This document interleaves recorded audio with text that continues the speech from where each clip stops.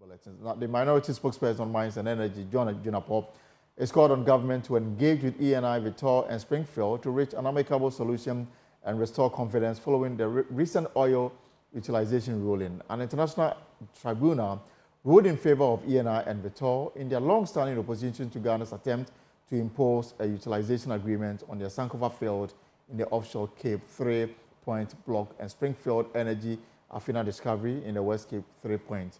Now, an arbitral tribunal seated in Stockholm ruled that Ghana breached its petroleum agreement with ENI Ghana Exploration and Production Limited and VITOL Upstream Ghana Limited when it issued directive to unitize the Sankofa oil field with the adjacent Afina discovery. Mr. Junapop said the end of the arbitration presents an opportunity for government to address the issues before it comes back to head the economy.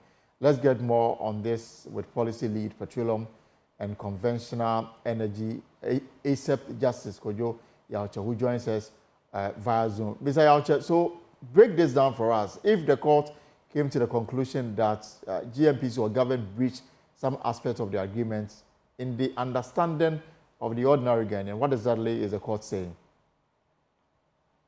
So I think the issue in contention here has been that the Springfield claims that their discovery on their field, because it's adjacent to ENI's field, straddles. It means that the reservoir and the resources are the same, and that they have to jointly produce the field together.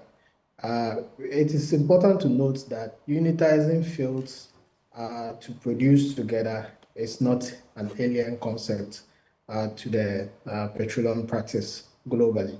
Even in Ghana, the Jubilee field is a unitized field between Cosmos's block and Talos block that is being jointly produced to save cost, right? Now, there are certain conditions precedents that have to be met before you can go ahead and give that directive for unitization to happen. In our case, those conditions precedents have not been met. That is, ENI's field is already a producing field, so we know how much is on that block. But Springfield's field is just a discovery. There needed to be a commercial appraisal to determine the commerciality of that block. But the minister skipped that and just went ahead to assign rights among the two parties, which is not done anywhere in the world. And the court actually upheld that there was actually no basis for the unitization directive. That is not to say that if we find a conclusive basis, the government cannot go ahead to issue the directive for them to jointly produce. But as it stands now, that basis, which is industry standard, the science behind determining whether two different fields that are adjacent to each other straddle and are from the same reservoir basin should be produced together. That threshold has not been met, and that is why the tribunal feels that we have to put a stop to this, to cancel or nullify the directive, and if we are so inclined, do the proper things that need to be done, and then we can move forward. In fact, ENI, from their conversation from the beginning of this issue, had demonstrated their willingness to pay heed to the unitization directive if only the condition precedents have been met. So it is something that if all parties are inclined to, then we can go back to the drawing board and really look at what needs to be done and ensure that it is done, and we can move forward on this matter. So Yaucha, in terms of the concession in question, if I may allow to use that word, the concession in question, I mean, the contention was between ENI, VITOL, and Springfield. Now, with this ruling, who now has absolute control over this concession? No, the concession still belongs to Springfield. Springfield still owns their block. ENI also still owns their block. They will continue to invest in their block. And the expectation is that Springfield will also continue to invest in their block and push it to production. So everybody maintains their rights as it is from the ruling of the court. And then also remember, I mean, ENI and VITOL, they went to court demanding damages in excess of $7 billion United States dollars. And from the narrative of the Attorney General, the only award they got was around 130,000 euros. That in itself went into dealing with, court charges. So on the score of financial damages they were seeking, they lost on the account of all of that. Is that not the case? No, I mean, of course, if you go for commercial arbitration on contractual issues, you would have to put some numbers to the damages that you anticipate or the damages that you have incurred within the process of whatever incursion precipitated the arbitration that you are seeking. So the expectation is that ENI is going to put some numbers, and our understanding of the process is that that OCTP project itself cost about $7 billion, which was backstopped by the World Bank. So the understanding is that if this goes forward, then it means that we're going to lose our investments that we made into the block. And mind you, the judgment from the tribunal also indicate that if this directive goes on, is forcefully applied, ENI reserve the right to now claim for the damages that they wanted to. So it appears that at this point, because the directive is in contest, so no damages have arisen to either party for the tribunal to award damages for any party. But if after this settlement of the case, government still insists and uses the same route, then that damage to ENI may mature and they will be able to now make a claim for the damages that they feel is due them. My final question will be, so, I mean, the way forward so that these matters are resolved in a manner that satisfies all parties? The way forward is to go back to the science of unitization, right?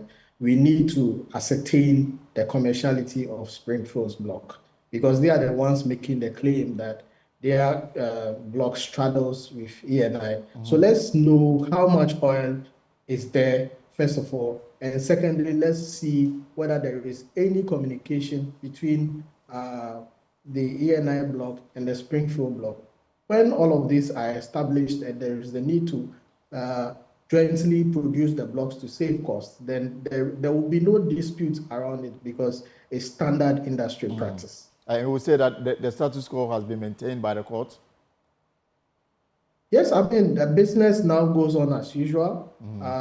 That is, I mean, the expectation is that ENI would now enjoy some sound environment to work because they've been domestic courts, they've been hounded through the courts from the lower courts up to the Supreme Court level, and they had to go for international arbitration. The understanding is that now that there is some settlement on the germane issue for which they've been moving in and out of court has been settled, then there can be a return to normal business while we anticipate action from all parties on how to resolve the matter conclusively. All right, thank you very much, Yao Che, for your time this afternoon, and that's his understanding of the court ruling between governments, ENI, VITOL, and of course Springfield. Let's move to some other stories now. Now, the Inspector General of Police, Dr. George Akufu-Dampare, says the law enforcing agency will not countenance any act that has a tendency to threaten Ghana's peace ahead of the election and post-elections. As the main agency with the mandate of ensuring internal security, IGP says they will leave no stone unturned in maintaining peace. He has cautioned the youth against being used as vehicles to destabilize the country. Dr. George Akufu-Dampare was responding to concerns raised after meeting with the Tema Traditional Council and opinion leaders at the Tema News. The following report has more.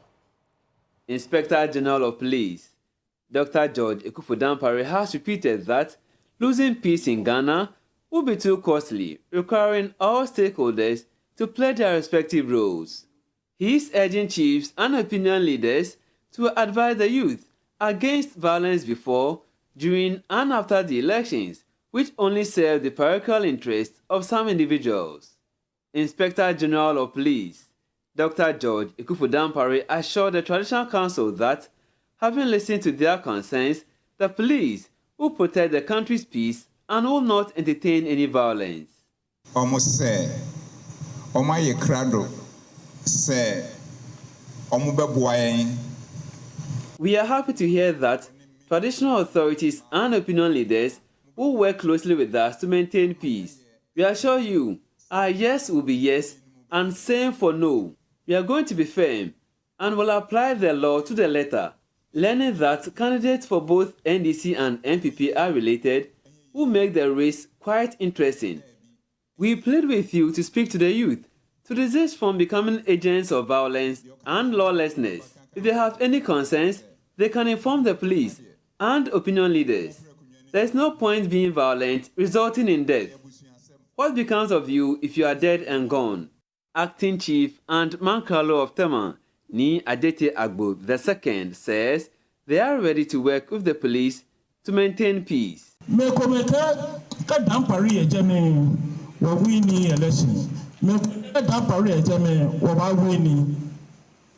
Some individuals keep saying once Dampare is the IGP, victory is assured for their party. Others have contrasting views. Now, everything regarding the elections will be in your court.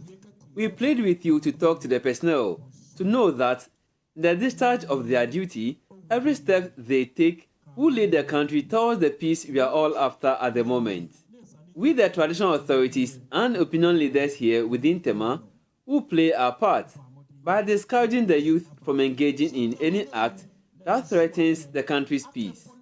Shipi and Sue Secretary of Tema Traditional Council, Ni Ama Somponu, says the actions and inactions of the police could go a long way to interfere with the country's peace. We will do everything on our part to help you achieve the ultimate goal, because once there is trouble, it wouldn't affect us alone. The police will have a fair share.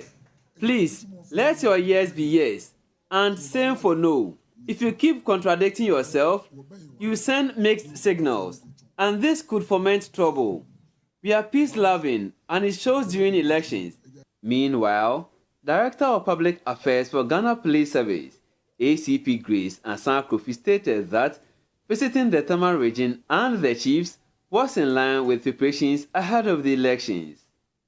We are ready to work with all our partners to ensure that come 7 December, there will be peace, security, law and order. And by the time the exercise is over, Ghana would have won and security of the country will be intact. We also came to ask them to support us, to also talk to the youth, to urge them on not to allow themselves to be used to cause trouble in any constituency across the country, and also to let the world know that we are prepared with all our stakeholders and we will deal with any lawlessness. Anybody that flouts the law will be taken through the due process of the law. Ghanaians should rest assured.